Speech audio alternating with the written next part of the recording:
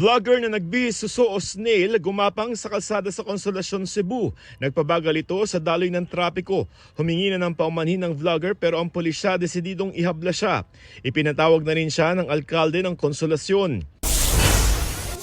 3 tauhan ng Office for Transport Security na hinabol ang pasahero dahil sa nakita umanong bala sa bagahe, sinibak sa pwesto at inilagay sa floating status.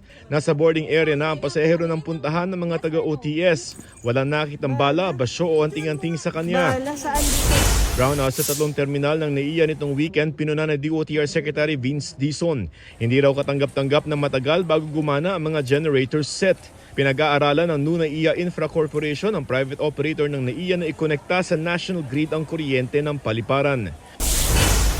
Mahigit sa 2,000 trabaho sa agriculture, construction at manufacturing alok ng bansang Hungary para sa mga Pilipino.